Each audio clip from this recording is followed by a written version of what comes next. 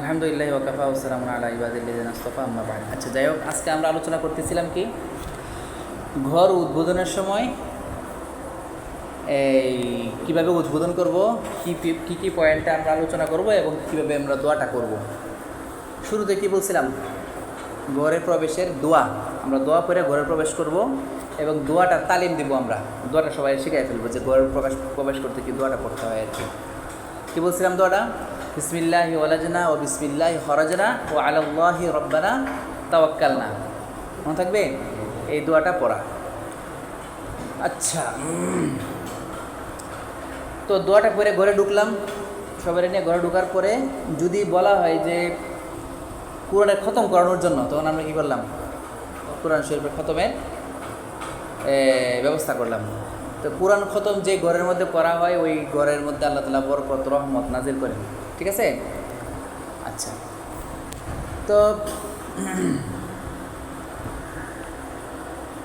যদি কোরআন শরীফ খতমের সুযোগ না থাকে, পুরা এক খতম কোরআন সুযোগ না থাকে বা পড়তে না বলা হয়, তাহলে কমপক্ষে সূরা বাকারা, কমপক্ষে কি সূরা বাকারা আমরা কি করব, 4-5 জন মিলে বা 2-3 জন মিলে সম্পূর্ণ সূরা বাকারা পড়ে ফেলবো। কারণ সূরা বাকারা যে ঘরে পড়া হয়, সেই ঘরে শয়তানের আসর থেকে, সেই ঘরে হেফাজত থেকে শয়তানের প্রভাব সেখান থেকে দূর হয়ে যায়।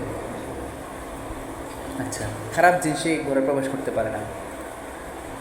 তো নতুন ঘরের জন্য আরেকটা দোয়া বলেছিলাম, আল্লাহুম্মা ইন্নী আসআলুকা খায়রা হাযিহিদ দারি ওয়া খায়রা আহলিহা ওয়া আউযু বিকা মিন শাররিহা ওয়া শাররি আহলিহা।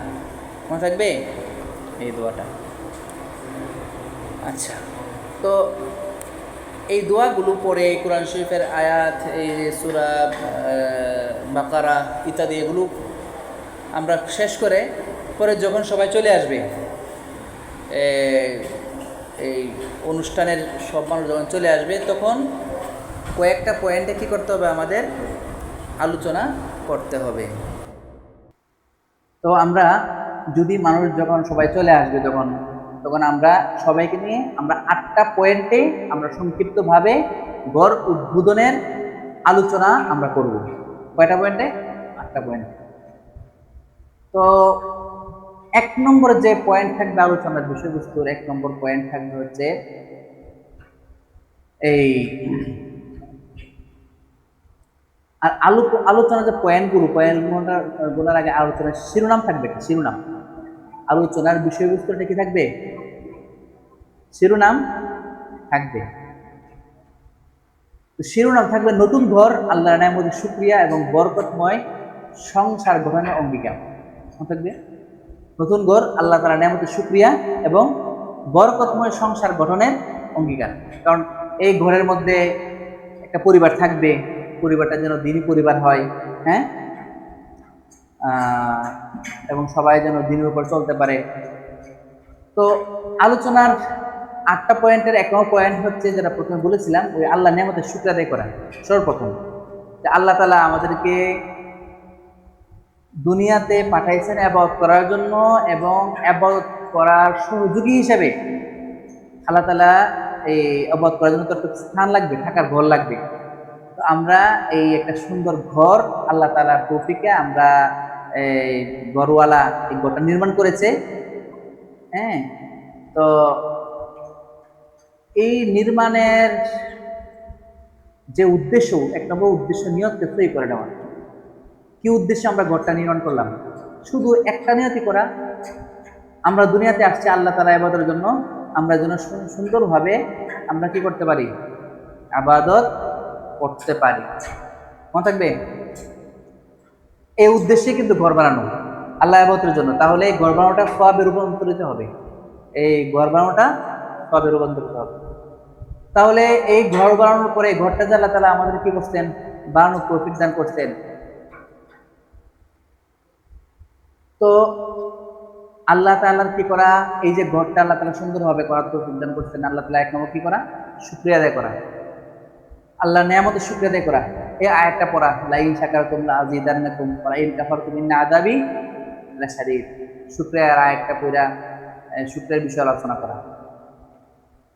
তো আল্লাহর নিয়ামতের শুকরিয়া আদায়ের গুরুত্বও বর্ণনা করা। 1 নম্বর পয়েন্ট গেল, ঠিক আছে? 2 নম্বরে যে পয়েন্টটা থাকবে, ঘর নির্মাণে হালাল উপার্জনের ভূমিকা। 2 নম্বরে কি থাকে পয়েন্ট? ঘর নির্মাণে হালাল উপার্জনের ভূমিকা। আমরা যে ঘরটা নির্মাণ করব, এই হালাল সম্পদ দ্বারা ঘরটা নির্মাণ করব।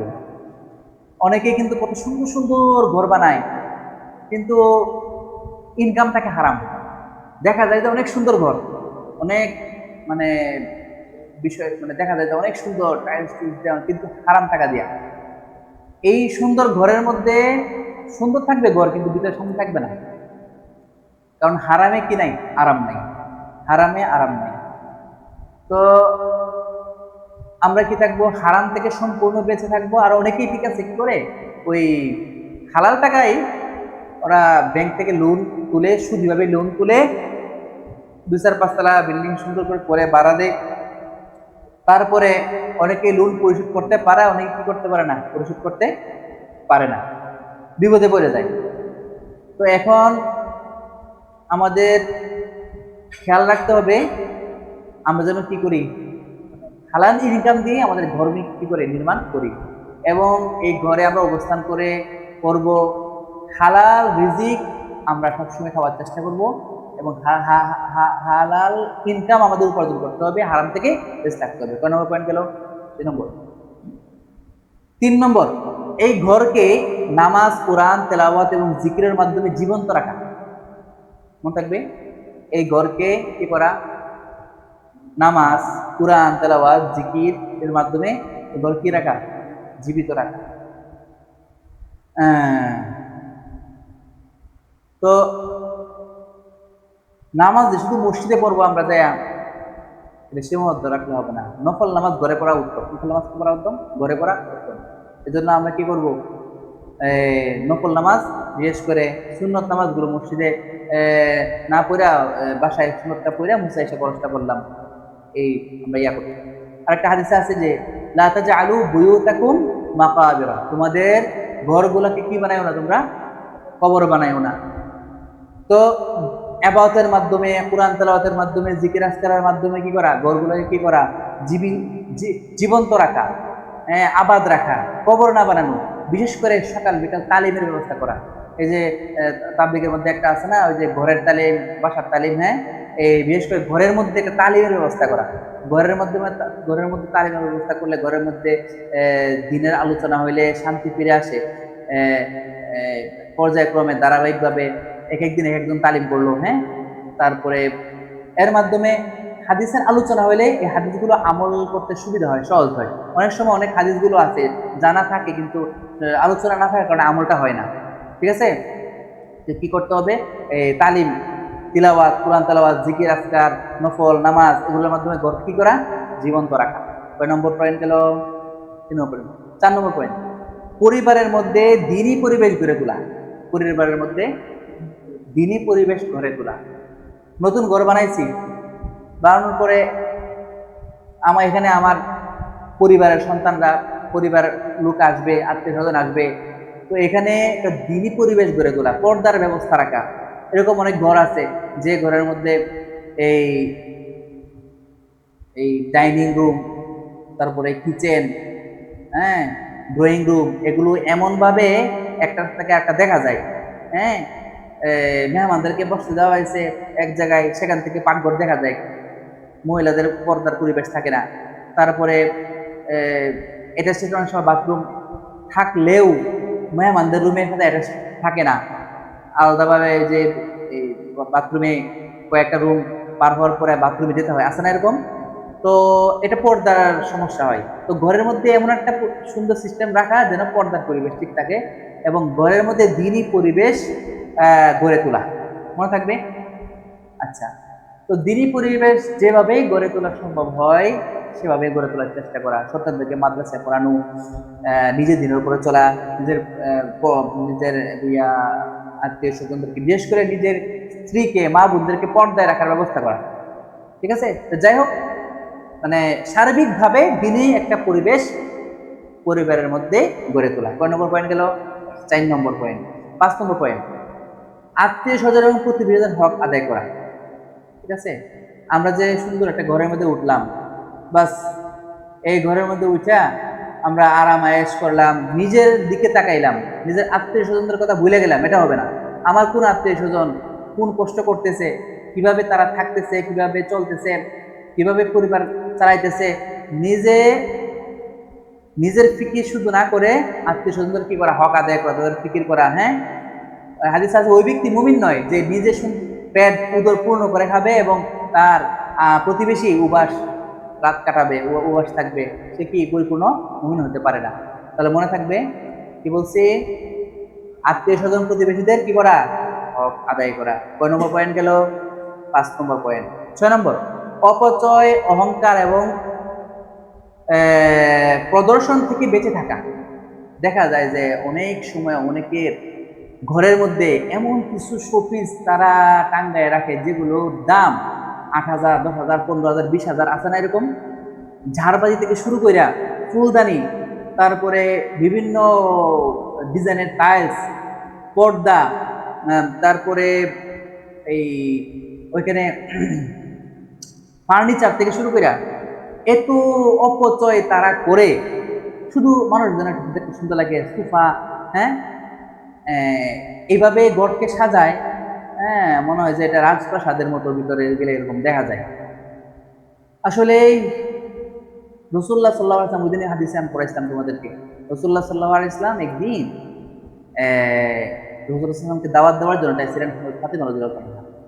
হ্যাঁ, আলী রাদিয়াল্লাহু আনহু ওনার বাড়িতে একবার মেহমান আসছিল, তো উনি খুব ভালো খাবার রান্না করছিলেন, রুটি গোশত এরকম ভালো খাবার। তখন ফাতিমা রাদিয়াল্লাহু আনহা আসলে পরামর্শ করলেন যে রসুলকে দাওয়াত দিয়ে দিই।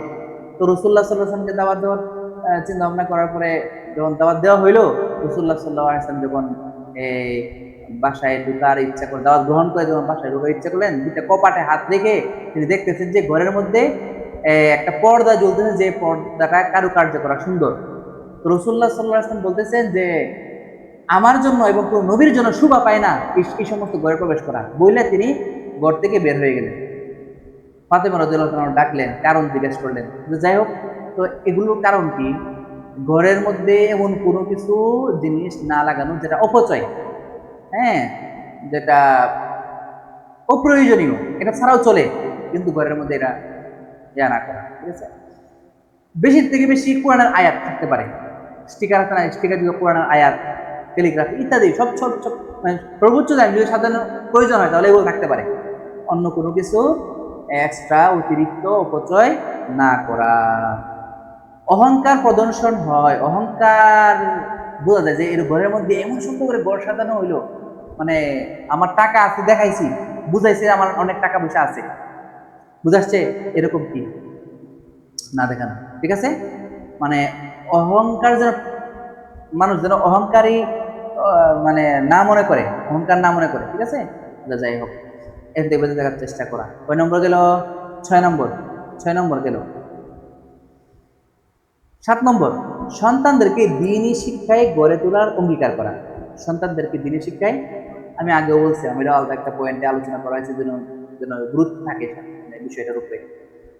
অনেক সময় দেখা যায় যে সবকিছুই করলাম, ঘর বাড়ি বাড়ি গাড়ি নারী সবই হইলো, কিন্তু নিজের সন্তানটাকে মানুষ করা হইলো না। দেখুন সবচেয়ে বড় ক্ষতি হয়ে যায় পরে। এই সুন্দর ঘরের মধ্যে সন্তানরা একসাথে বের করে দিবে, এই সুন্দর ঘর থেকে বের করে দিবে না, এই যে বৃদ্ধাশ্রমে পাঠাই দিবে, এই ঘর সন্তান এই এই বৃদ্ধ বাবা মার থেকে সাইন নিয়া ঘরের মালিক হয়ে যাব। তারপরে এই বৃদ্ধা মা বৃদ্ধ বাবাকে কোথায় পাঠাই দিব? বৃদ্ধাশ্রমে পাঠাই দিব। যদি সন্তানকে দিনদার না বানানো হয় তাহলে কি এই অবস্থা কিন্তু হবে। এই জন্য আমরা ঘর বাড়ি সবকিছুই আমাদের থাকলেও সন্তান যদি দিনদার না হয় তাহলে আমাদের এই ক্ষতিটা হবে। এই জন্য সন্তানদেরকে কি করা? দিনী শিক্ষায় গড়ে তোলার অঙ্গীকার করা। কয় নম্বর পয়েন্ট গেল? 7 নম্বর। 8 নম্বর পয়েন্ট, ঘরে শান্তি এবং ভালোবাসা রহমতের জন্য দোয়া করা। মনে থাকবে, ঘরে যেন শান্তি থাকে, আল্লাহ রহমত থাকে, ঘরে পরস্পরের মধ্যে ভালোবাসা থাকে, হ্যাঁ, তারপরে আল্লাহ রহমত যেন ঘরের উপরে পড়ে, এজন্য কি করা? আল্লাহ কাছে দোয়া করা। বিশেষ করে প্রতিদিন সূরা বাকারা চেষ্টা করা তেলাওয়াত করার জন্য। আর সূরা বিশেষ করে ফজর নামাজের পরে সূরা ইয়াসিন, তারপরে মাগরিবের পরে সূরা ওয়াকিয়া, হ্যাঁ, তারপরে সূরা মুলক, এই যে জিকির আজকার সাধারণত যে দোয়াগুলো আছে এগুলো পরে পড়ার চেষ্টা, বিশেষ করে যাদের ঘরের স্পেস ভালো জায়গা আছে তাদের ঘরের মধ্যে একটা কোণার মধ্যে একটা এবাদত খানার মতো তৈরি করার চেষ্টা করো। ওখানে একটা জায়নামাজ, একটা সুন্দর কিছু আরবি ক্লিগ্রাফি সুন্দর করে বোঝা যায় যেন এটা এবাদত খানার মতো। অনেক ঘরে এরকম আছে, দেখা যায়। হ্যাঁ, কিছু একটা লাইব্রেরির মধ্যে কিছু কিতাবাদি থাকলো, কোরআন শরীফ থাকলো, জায়নামাজ একটা সিস্টেমে থাকলো, তারপরে হ্যাঁ একটা সিস্টেম দেখতে যেন বোঝা যায় এটা একটা আবাদত, এখানে একটা আবাদত করার পরিবেশ যেন থাকে। হ্যাঁ, কোলাহল মুক্ত নিবিড় একটা পরিবেশ আবাদতের জন্য তৈরি করা। যে আমরা রান্না করার জন্য কিচেন তৈরি করতে পারি, ডাইনিং রুম, ড্রয়িং রুম, তারপরে বেডরুম, তারপরে বারান্দা, কত সুন্দর করে আমরা করাই। কিন্তু আল্লাহর ইবাদতের জন্য একটা ঘর সুন্দর করে আমরা একটা আলাদা রুম বানানো আমাদের কি থাকে না? থাকে না, থাকে থাকে না। এইগুলো চিন্তা ভাবনা বাদ দিয়ে আল্লাহর ইবাদতের জন্য, যেহেতু আল্লাহ আমাদেরকে পাঠাইছেন, আল্লাহ ইবাদতের জন্য একটা ঘরের মধ্যে একটা আলাদা ইবাদত খানার মতো একটা রুম তৈরি করার চেষ্টা। বিশেষ করে এখানে এই মহিলারা এতেকাফ নিতে পারলো, মহিলার জন্য এতেকাফ নিয়ত করে তখন মহিলা আলাদা ঘরের পরিবেশ, সুন্দর একটা পরিবেশ থাকলো। বিভিন্ন সময় মেহমানরা আসে, জামাতে নামাজ পড়ার পরিবেশ চাই, তখন ঈদের মধ্যে সুন্দর একটা পরিবেশ থাকলো, ঠিক না? তারপরে ওইখানে একটা পরিবেশ থাকলো যে বর্তমান পাওয়া যায়, বিশেষ করে দামও বেশি, এই একরকম বেসিন আছে, বেসিন পাওয়া যায়, অজু অজু অজু করা যায়, নিচে পা ধোয়া যায়, মানে উপরে হাত মুখ ধোয়ার পরে নিচে পা ধোয়ার একটা পরিবেশ আছে। ওখানে এমন সুন্দর করে সাজানো, এবাদতের জন্য যেন সবকিছু থাকে, ব্যবস্থা থাকে, এরকম একটা এরকম একটা পরিবেশ তৈরি করা। আর ঘরে সর্বশেষ পয়েন্ট কি বলছিলাম, ঘরে শান্তি এবং ভালোবাসার জন্য কি করা, দোয়া করা। সূরা নাহল একটা আয়াত আছে, আল্লাহু জাআলাকুম মিন বুয়ুতিকুম সাকানা। হ্যাঁ, যাই হোক, তো এই 8টা পয়েন্টে আজকে এই ঘর উদ্বোধনের কিছু আলোচনা করলাম। তো তোমরা যদি কোনো সময় ঘর উদ্বোধন করতে চাও, কিভাবে সুন্দরভাবে কি করবা, এই 8টা পয়েন্টে সুন্দরভাবে আলোচনা করার চেষ্টা করবা, তাহলে সবাই সুন্দরভাবে কথাগুলো বুঝবে এবং এর থেকে কিছু খোরাক তারা নেওয়ার চেষ্টা করতে পারবে। হ্যাঁ।